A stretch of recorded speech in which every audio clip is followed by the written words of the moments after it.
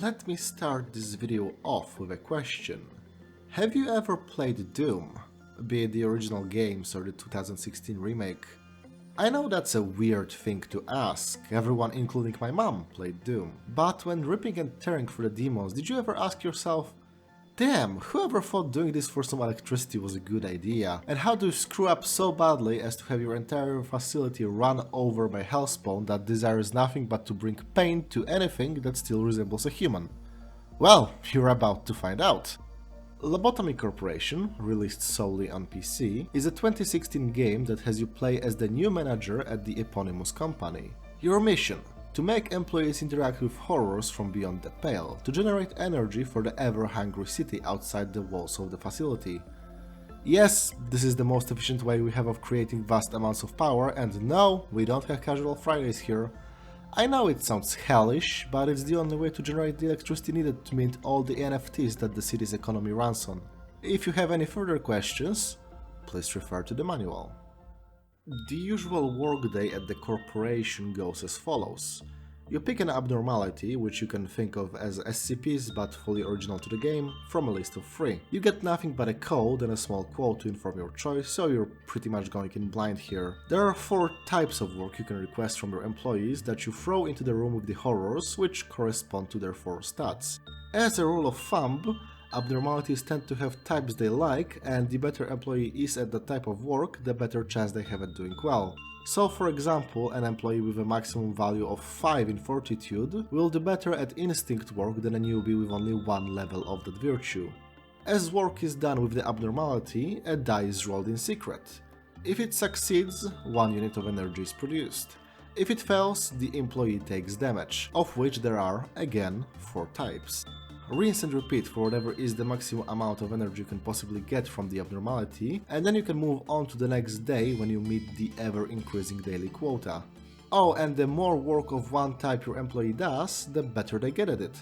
So you can grind everyone to maximum level with no resource investment if you have the patience for it. The energy produced can also be used to create equipment based on that abnormality, but there are hard limits of how much you can produce, so grinding the same gear for everyone is impossible.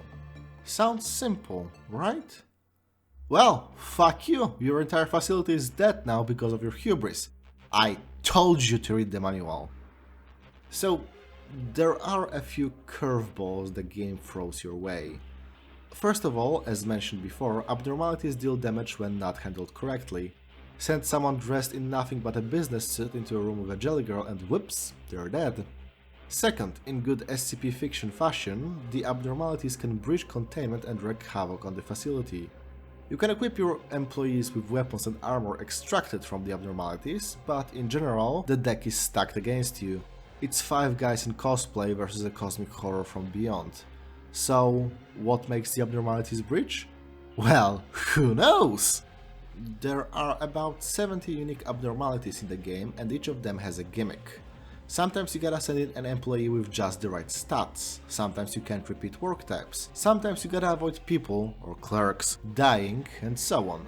You have no idea what to do at first, as you need energy from successful work to unlock information on the abnormalities. So one moment you send in your brightest nugget to go look at a scarecrow, and then you see them having their brains sucked out by it. As you add more and more abnormalities to the expanding facility, it becomes a puzzle of increasing complexity. This monstrosity needs you to avoid employee deaths, this one demands regular deaths. This guy can only be satisfied if you get a neutral work result, so you can't actually do too well, and so on and so forth.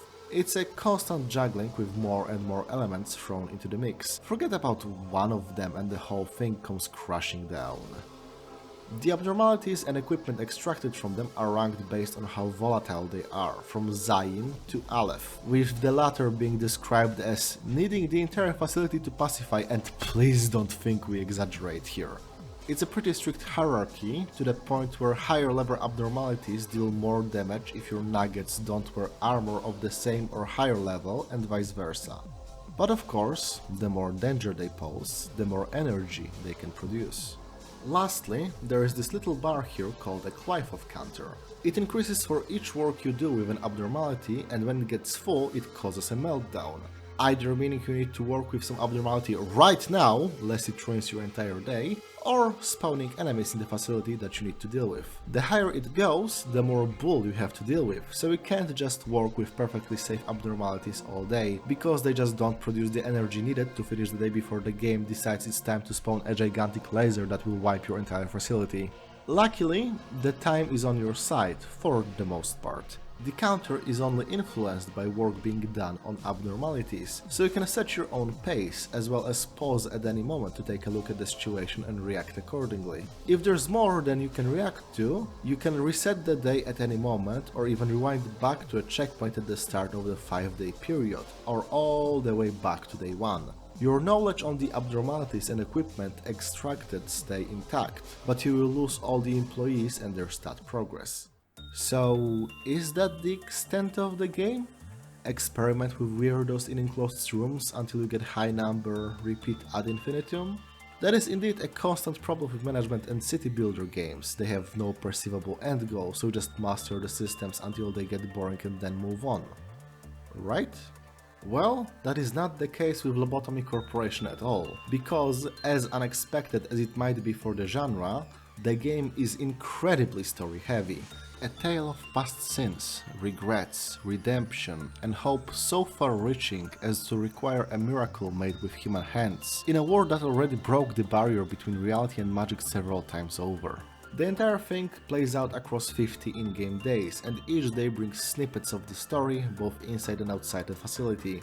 Every department is run by a person called a Sephira, and each of them have a set of missions for you. Doing them rewards you with permanent upgrades like visible health bars or limit breaks on stats, and bits and pieces of their personal story.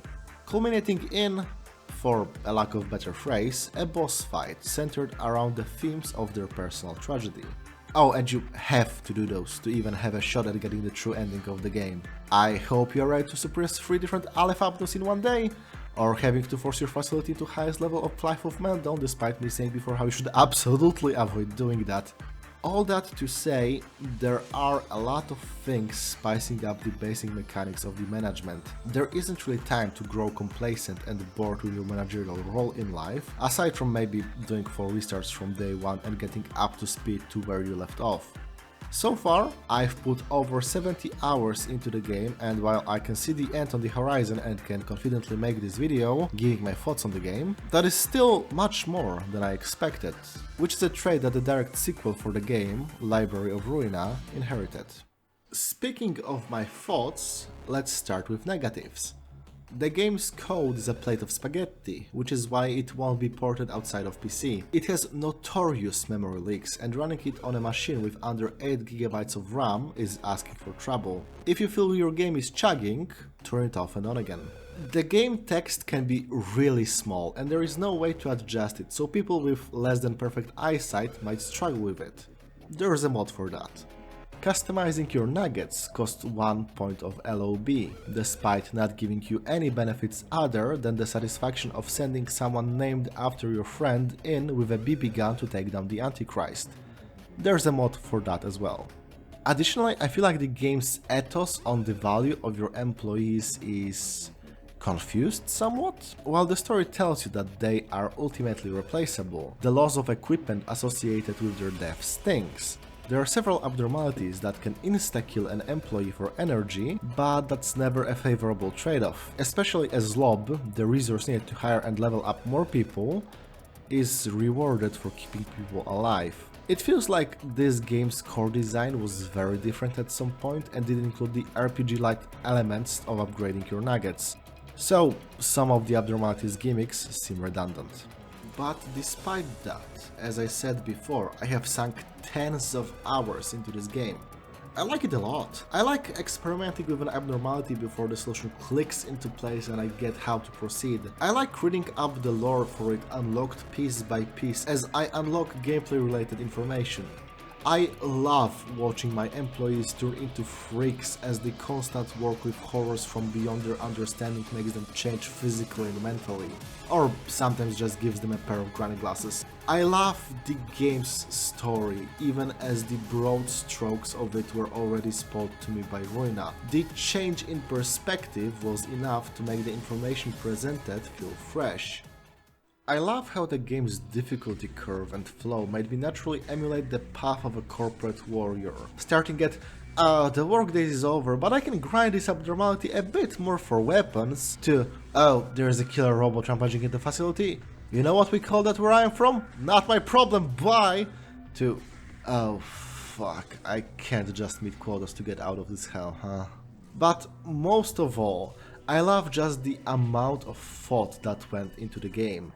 I love that it didn't stop at, haha, wouldn't it be crazy if the SCP Foundation was a for-profit corporation, but actually asked the questions, what is the end goal of such an idea? What could it achieve other than perpetuating itself until the inevitable self-destruction? Between the facility being shaped like the Tree of Life from the Kabbalah and the damage types being based on four riders of the Apocalypse, Lobotomy Corporation is a ritual site as much as it is a company. And every ritual requires having the right mindset for it. Do you know why the Tower of Babel failed? It's not because its builders dared to oppose God or anything trite like that. It's because the construction relied on cooperation and goodwill of people, which can be easily disrupted. Here, at Lobotomy Corporation, we dare not make the same mistake again. We will stand atop a mountain of corpses higher than any tower built by human hands, and we will scream directly into the face of divinity. Which brings me to the difficulty of the game, which... how should I put this? It is perfectly suited for the tone and emotions the game conveys. As a comparison, think of Pathologic 2. That game is hard as nails because it wants to convey the struggle of the situation. It is not hostile in so much as it is indifferent to you. If everyone is starved, exhausted and sick, then so will you be. Lobotomy Corporation is malicious. I don't like when somebody's review of a game goes, this game hates you because of how non-standard it is. But I am 1000% confident in saying that Lobotomy Corporation is spite incarnate. Not towards you as a player, but towards you as the actor playing the role of a manager of an institution this monstrous. And that cold fury brought some of my favorite gaming experiences of recent years with it, because the force needed to deliver them would not be possible with a limp hand. Have you ever had the resolution of the game weaponized against you? Or had the UI lie to you? It's great. Of course, this might deter some people, so as a final thought, I do wholeheartedly recommend giving the game a try. Whether you make it to the end is secondary to you trying it, and the story can be experienced entirely through videos as it is confined to in text-only simple dialogue scenes. But even when incomplete, I think it's a worthwhile experience. And double so for its direct sequel, Library of Ruina, which is why it's so frustrating that at the time of this video's release, almost 5 years after the game's debut, it still has 0 reviews on Metacritic. Like, what the fuck, man? So, before we leave, let me add some of my own notes onto the margins of this manual, as a farewell gift from one manager to another. You need to finish the day to keep the progress in research and equipment. Don't expect to finish the game in the first run, you definitely won't. In fact, the 50 days are not enough to complete all the missions. That said, try and get to the lower layer, and specifically Binance and Hawkmas missions. The former can grant you a chance to keep equipment on employees' death, the latter can rise upper limits for stats. Both of these give you a lot of leeway on future restarts. Not all abnormality quirks are related to work types. Sometimes they're pacifists, sometimes they're shy. Sometimes they give you a cool clock. Uncontrollable usually means you need to furiously click at their face. If you need something to be super dead, set in the furries. Just make sure to evacuate everyone else first. Good equipment and floor setup can let you suppress an Aleph abnormality without even noticing, or just save you a lot of clicking. Elevators are your friends, especially when you want to shoot your employees. Don't be ashamed of checking the wiki if you're 5 restarts in and just can't figure the abnormality out. But I do advise restraint, as experimenting is fun. While the loss of equipment stinks, you will be swimming in the currency needed to make more anyway. Weigh your options before hitting the reset button on the first employee death. There are two types of Aleph abnormalities: easy to manage and easy to suppress. Never both, sometimes neither. Most device abnormalities are useless, but have heart, make notes, and seek shelter. Do Malkuth's mission to suppress the Dusk Ordeal as soon as you feel comfortable with how strong your nuggets are. It unlocks a lot. When aiming for the final run, curate your abnormalities. Anything that is a pain to keep in a place is going to become a problem, even if it is low level. Zayin and Tef equipment is only useful if you have nothing else. By the end, almost everyone in your facility should have WoW and Aleph gear for peace of mind. 100% Abnormality Codex gives you a bonus scene at the end, but that's all it does. The game will not be fair towards you. Extend it the same courtesy. And with that, I have covered, and hopefully beaten, both games by Project Moon. The only thing left is the Wonderlap webcomic. The Distortion Detective web novel got discontinued, and they decided to turn that plot into a game, so I'll wait for that. In the meantime, there is one last seed I need to plant in the toxic soil of YouTube, but it will take time. Hey, that's the end of the video. Glad to have you here with us in 2022. If you like this video, please do what you can to make sure it gives me money and power. Speaking of the powerful and wealthy, huge thanks to my Patreon supporters, now visible on the screen, as well as to the gentleman who gave us a tip on coffee who asked to remain anonymous. As a New Year's resolution, I actually decided to save all that money I earn from both of these streams to actually buy DaVinci's Resolve, so something to look forward to once I make up enough money. We live in a heartless materialist hellscape, so I appreciate each and every boost to my ego, monetary or otherwise. What comes next? I'm kinda out of scripts right now, it's a weird feeling. I definitely need to play something else now. Until then, toodles.